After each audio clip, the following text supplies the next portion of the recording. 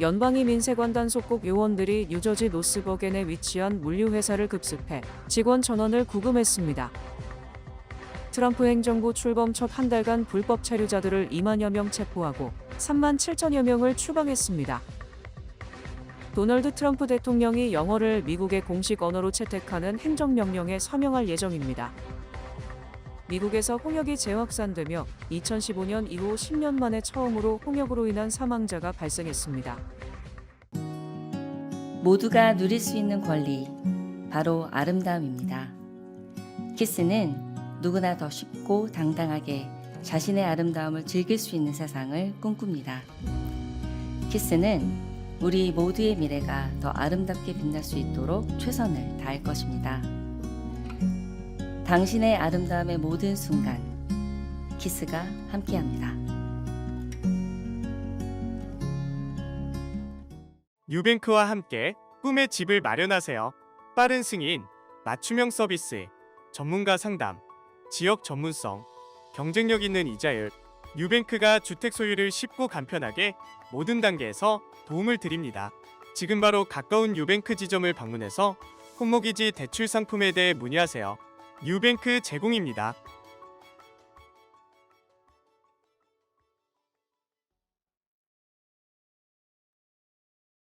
연방위 민세관 소속 요원들이 뉴저지 노스버겐에 위치한 물류회사를 급습해 직원 전원을 구금했습니다. 허드포스트가 27일 보도한 내용에 따르면 아이스 요원들은 뉴저지 노스버겐 소재 STG 로지스틱을 급습했습니다. 요원들은 직원 전원의 신분증과 지문을 채취하고 신문했으며 이 중 다수는 구금했습니다. STG 로지스틱은 컨테이너 화물 조작장으로 연방세관국 경보호국 관할권에 속한 기업입니다. 이들의 물류 창고들은 해외 수입품이 미 전역으로 유통되기 전 주요 공급망의 역할을 하고 있습니다. 아이스 요원들은 수색견들과 창고를 샅샅이 수색했습니다. 아이스 요원들은 급습에 대한 자세한 내용을 밝히지 않았습니다. 이번 급습은 뉴저지주에서 불법 체류자 단속이 빠르게 확산되고 있는 것을 보여주고 있습니다. 트럼프 취임 사흘 만에 뉴욕의 한 수산물 유통업체를 영장도 없이 급습한 데 이어 웨스트 뉴욕과 패터슨 등 곳곳에서 아이스 요원들이 연이어 단속작전을 펼쳤습니다. 특히 연방정부가 뉴욕에 1000명을 수용할 수 있는 불법 이민자 구금시설을 민간기업으로부터 15년간 임대한 것은 조만간 뉴욕과 뉴저지 일원에서 대규모 불체자 체포작전 시행을 의미하는 것으로 풀이됩니다. 트럼프 행정부 출범 첫 한 달간 불법 체류자들을 2만여 명 체포하고 3만 7천여 명을 추방했습니다. 연방국토안보부는 트럼프 행정부 출범 첫 한 달 동안 미 전역에서 전개한 작전으로 불법 체류자 2만여 명을 체포하고 3만 7,660명을 추방했다고 밝혔습니다.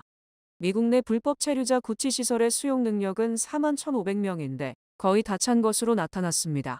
트럼프 첫 한 달 동안 아이스가 미국 내 단속에서 체포한 불법 체류자들이 2만여 명이고 CBP가 국경에서 붙잡은 불법 입국 시도자들이 2만 2천 명으로 거의 비슷한 것으로 집계됐습니다. 반면 국경에서 붙잡은 불법 입국 시도자들은 하루 평균 359명으로 1년 전보다 90% 이상 급감했으며 최근에는 하루 200명 아래로 떨어져 국경 봉쇄 효과를 내고 있습니다. 국경 봉쇄와 미국 내부 단속이 크게 다른 실적을 내자 트럼프 행정부가 불법 체류자 체포 추방 작전에서 전열을 재정비하고 있습니다. 특히 트럼프 행정부는 최악 중의 최악으로 꼽혀 최근 테러 단체로 지정한 갱단들과 마약과 인신매매 카르텔 등의 조직원들에 대해선 1798년의 적국 외국인 법을 적용해 추방재판 절차 없이 즉각 추방할 채비를 하고 있습니다. 도널드 트럼프 대통령이 영어를 미국의 공식 언어로 채택하는 행정명령에 서명할 예정입니다. 월스트리트저널이 28일 입수한 행정명령 요약본에는 영어를 공식 언어로 채택하는 목표에 대해 단합을 촉진하고 정부 효율성을 높이며 시민 참여의 길을 마련하기 위한 것이라고 명시하고 있습니다. 이민자의 나라인 미국에서는 수백 개의 언어가 사용되며 연방정부 차원에서 공식 언어를 둔 적이 없습니다. 이번 행정명령은 빌 클린턴 전 대통령이 발표한 연방기관과 연방기금을 받은 기관들이 영어가 모국어가 아닌 사람들에게 언어 지원을 제공하도록 한 연방명령을 폐지한 것입니다. 앞으로 정부기관들이 영어 외의 언어로 된 문서와 통역 서비스를 계속 제공할 수 있을지는 미지수입니다. 영어의 공식 언어 지정은 트럼프 대통령이 불법 이민에 대한 대대적인 단속, 추방 정책을 시행하는 가운데 추진되고 있습니다. 미국에서 홍역이 재확산되며 2015년 이후 10년 만에 처음으로 홍역으로 인한 사망자가 발생했습니다. 텍사스주 서북부의 러벅시 보건당국은 최근 이 지역에서 유행 중인 홍역으로 첫 사망자가 발생했다고 발표했습니다. 사망자는 백신을 접종하지 않은 아동으로 밝혀졌습니다.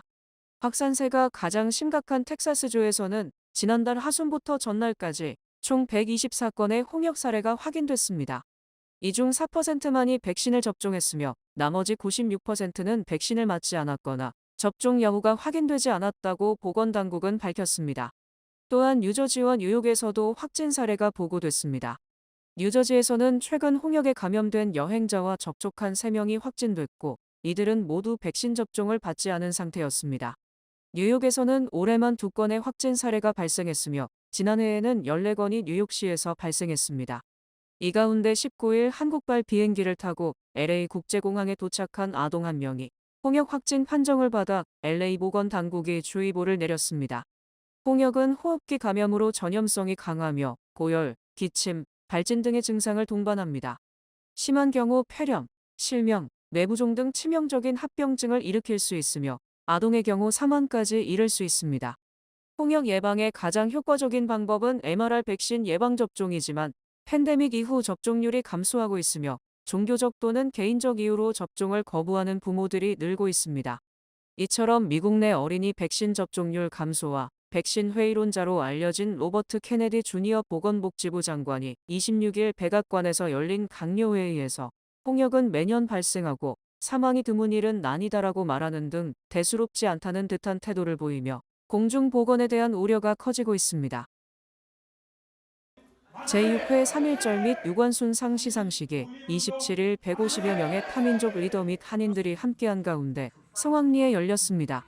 나소 카운티 주최, 미주 한인이민사박물관 주관, 유관순 기념사업회 및 21 희망재단 후원으로 열린 이날 행사는 대한민국 독립에 앞장섰던 유관순 열사의 정신을 기렸습니다. 이날 행사에는 6명의 학생들이 유관순상과 각각 $1,000의 장학금을 수여받았습니다. 특히 올해는 미국에서 태어난 일본 학생이 참가에 의미를 더했다고 김민선 관장은 말했습니다. 자기 그 제국주의가 그렇게 다른 나라 인종들에게 핍박을 했다는 것이 믿어지지 않는다. 이런 일은 어디서도 단호하게 일어나서는 안 된다. 이런 내용이었습니다. 이런 것을 읽었을 때 저희들의 사업이 좀 작고 미미하고 좀 무모하지 않을까 싶었지만 이러한 기후가 모두 사라지고 언젠가 이렇게 저희들이 꾸준히 노력을 해 나간다면 우리 후세들이 우리 유관순 열사 또 더 나아가서 우리 대한민국의 역사를 알아주고 또 다른 세계의 지금 영웅시대는 영웅들과 동등하게 세계사에 등재되는 날이 곧 오리라고 생각하고 자부심을 갖게 됐습니다. 이날 유관순상을 수상한 학생들은 유관순 열사의 전기를 읽고 에세이를 작성하면서 유관순 열사의 나이에 충격을 받았다며 자신들과의 또래임에도 불구하고 나라의 독립을 위해 희생한 모습에 큰 울림이 있었다고 입을 모았습니다. I am mind blown not only about the treatment that she received, but also how resilient she stayed despite receiving all this. Like, if I was in a prison cell and I was beaten every day, I would completely be shattered, but she still stayed resilient. So I'm very grateful for being able to learn about this. Her determination at such a young age, I feel like that's what struck out to me the most. And as someone who's at that age range, I feel like I haven't done as much as her, so I want to work hard to become someone like her. 한편 유관순상은 유관순 열사의 애국애족 정신을 기리고 나소 카운티 고등학생들에게 유관순 열사의 생애 활동과 3.1 만세 운동을 가르치기 위해서 미국에서는 처음으로 지난 2019년 제정됐습니다. 뉴욕시 저소득층의 전철 버스 요금을 50% 할인해주는 페어페어스 프로그램 이용자들은 이제 메트로카드가 아닌 옴니를 통해 요금을 결제하게 됐습니다. 26일 뉴욕시장실은 페어페어스 프로그램에 등록한 약 36만 4천 명 뉴요커들은 이제 옴니 서비스를 이용할 수 있게 됐다고 밝혔습니다. 기존 및 신규 등록자들에게는 자동으로 할인된 가격의 옴니 카드가 발급되며 아직 카드를 받지 못한 이용자들은 뉴욕시 인적자원국 웹사이트를 통해 새 카드를 신청할 수 있습니다. 충전은 역 플랫폼의 옴니 자판기 또는 옴니 고객 서비스 센터에 전화를 통해 하면 됩니다. 향후 프로그램 등록자들은 옴니 카드와 본인의 은행 카드, 스마트폰에도 페어페어스 요금 할인을 적용할 수 있습니다. 연방정부 셧다운이 다음 달 14일로 다가오면서 트럼프 대통령과 공화당 측은 신속한 예산안 처리를 주장하는 반면 민주당은 예산안을 지렛대로 공화당 기세를 잡는다는 전략이어서 다툼이 예상됩니다.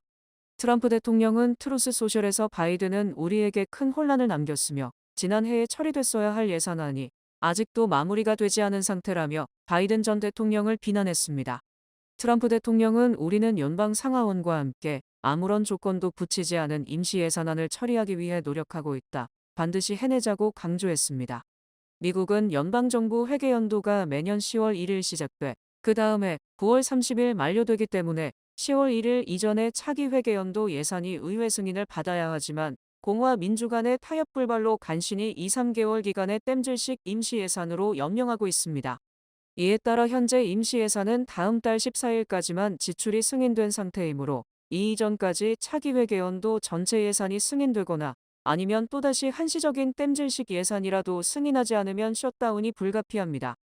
하지만 트럼프 대통령은 의회가 이 예산안을 처리할 때 아무런 조건도 달지 않아야 한다고 주장함으로써 자신의 입장만을 대변한 예산안을 마련해야 한다고 요구했습니다. 반면 민주당 측은 예산안 편성이야말로 트럼프 대통령과 공화당의 기세를 꺾을 수 있는 마지막 기회라고 판단, 이 예산안에 민주당의 정책을 반영한 갖가지 제안과 조건이 반영되지 않는다면 이에 반대할 기세입니다. 즉 트럼프 대통령은 예산에 대한 의회 간섭으로부터의 완전한 자유를 추구하는 반면 민주당은 예산을 통한 행정부 규제를 원하고 있기 때문에 예산안에 쉽게 합의하기는 힘들 것으로 예상됩니다. 결국 트럼프 대통령과 공화당 측은 표대결로 민주당을 제압해야 하지만 공화당이 의회를 장악했음에도 소폭 우위에 그쳐 민주당 요구의 일부라도 수용하지 않으면 셧다운이 불가피할 것으로 전망됩니다. 트럼프 대통령의 관세 전쟁에 대해 미국민들은 인플레이션을 우려하며 부정적 효과가 클 것이라는 냉소적 시각을 가진 것으로 조사됐습니다. 여론조사 업체 해리스폴이 지난 6일부터 8일까지 2,121명을 대상으로 설문조사를 실시한 결과 트럼프 대통령의 관세 정책으로 일상용품의 가격이 오를 것이라는 답변이 59%에 달했습니다. 반면 물가를 내릴 것이라고 답변한 사람은 11%에 그쳤고 15%는 별 영향이 없다. 나머지 16%는 모르겠다고 답했습니다. 또 관세가 경제에 나쁠 것이라고 보는 견해가 44%에 달한 반면 경제를 부양할 것이라는 답변은 31%에 그쳤습니다. 공화당 지지 성향의 응답자 중에서도 관세가 경제에 좋다고 답변한 사람은 절반에 그쳐 물가 상승에 대한 우려는 정치적 성향과 무관하게 모든 미국인의 공통된 걱정으로 분석됩니다. 또 식료품 물가는 전달보다 올랐다는 답변이 61%인 반면 그대로라는 답변이 33%, 내렸다는 답변이 7%로 조사됐습니다. 트럼프 대통령에 대한 지지율도 취임 초기 50%를 넘겼으나 시간이 지나면서 점차 하락했지만 여전히 집권 1기 때보다는 높은 수준을 유지하고 있습니다. 블룸버그 통신도 물가가 이미 매우 높기 때문에 국민들이 인플레이션을 우려하고 있다. 특히 국민들이 가장 민감해하는 보도가 인플레이션 지표라고 분석했습니다. 한편 피터슨 국제경제연구소는 중국, 멕시코, 캐나다에 대한 관세가 트럼프 주장대로 시행된다면 미국민 1가구당 연간 $1,200의 지출이 늘어날 것이라고 주장했습니다. 트럼프 대통령이 우크라이나에 3천억 달러에서 3,500억 달러를 지원했다고 주장했지만 이는 너무나 과장된 주장이라고 BBC 방송이 보도했습니다. BBC 방송 팩트체크팀은 미국이 우크라이나에 준 돈은 얼마인가라는 제목의 기사에서 트럼프 대통령의 주장을 검증한 결과 미국의 우크라 지원 규모는 훨씬 적다고 강조했습니다.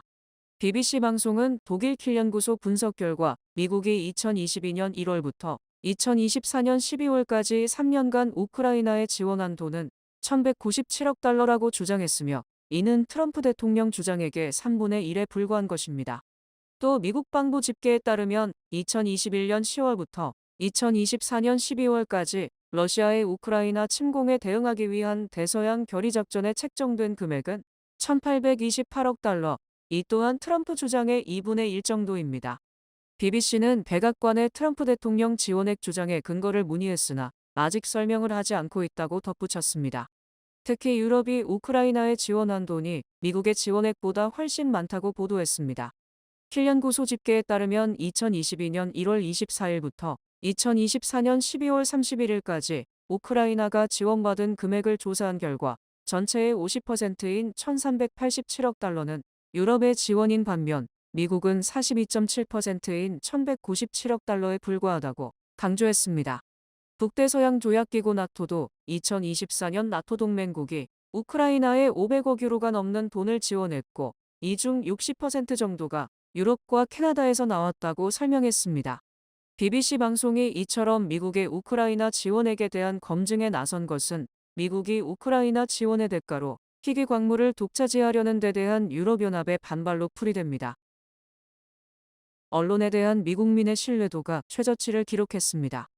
여론조사업체 갤럽이 실시한 미국인의 언론 신뢰도 조사에 따르면 응답자의 36%는 언론을 전혀 믿지 않는다고 답했고 상당히 또는 꽤 믿는다는 답변은 31%, 나머지 33%는 언론에 대해 그다지 신뢰가 없다고 답했습니다. 또 정치 성향별로는 공화당 지지 성향 응답자 중 59%가 언론을 전혀 신뢰하지 않는다고 답했으며 이는 트럼프 대통령이 기존 언론 보도들을 무조건 가짜뉴스라고 공격한 데 따른 것으로 풀이됩니다. 반면 민주당 지지 성향 응답자 중 언론을 전혀 신뢰하지 않는다는 답변은 6%에 그쳤고 지지 정당이 없는 무당층 응답자 중 언론을 전혀 믿지 않는다는 답변은 42%로 나타났습니다. 또 갤럽이 2022년부터 2024년까지 동일한 조사를 했을 때 65세 이상에서 언론을 믿는다는 답변은 43%인 반면 50세 이하에서 언론을 믿는다는 답변은 26%로 17%포인트 차이가 났습니다. 갤럽이 언론 신뢰도 조사를 시작한 1970년대에는 언론을 믿는다는 답변이 70%에 달했고 전혀 믿지 않는다는 답변은 6%에 불과했지만 그 이후 매년 신뢰도가 급락하고 있습니다. 특히 공화당 성향 지지자는 2015년에는 언론을 믿지 않는다는 답변이 27%에 그쳤지만 트럼프 대통령이 집권한 뒤 기존 언론에 공격하기 시작한 2017년에는 신뢰하지 않는다는 답변이 48%로 거의 2배 가까이 급증했습니다.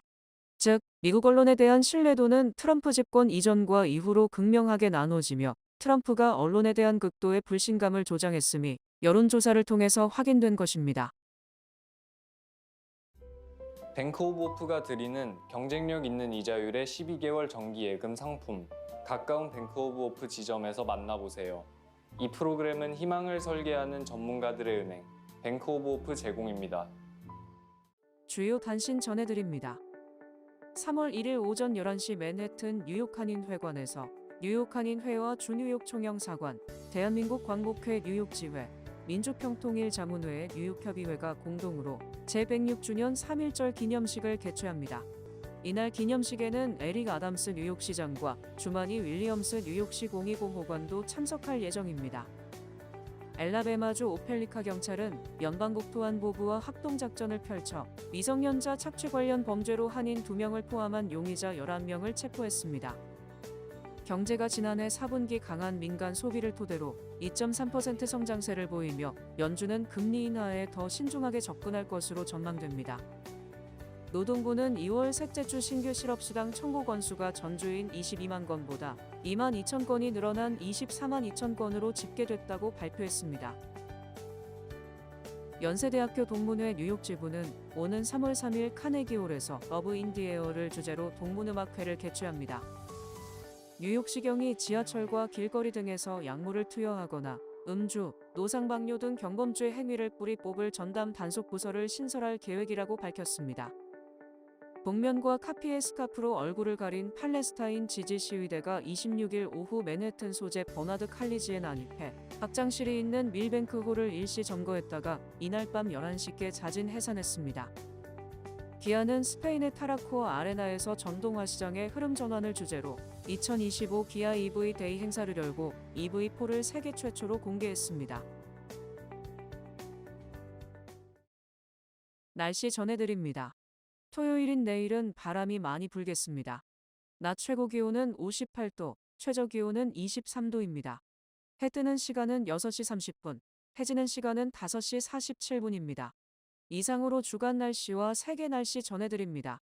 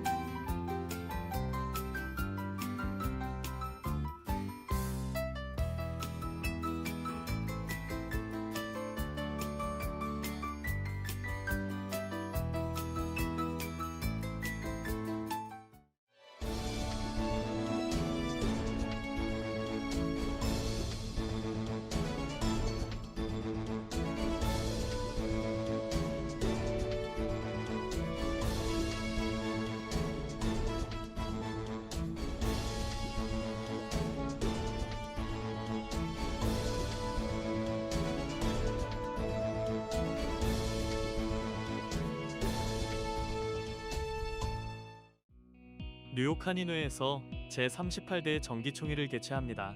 오는 3월 8일 토요일 오전 11시 뉴욕 한인봉사센터에서 진행되며 행사 후에는 점심 식사가 제공됩니다.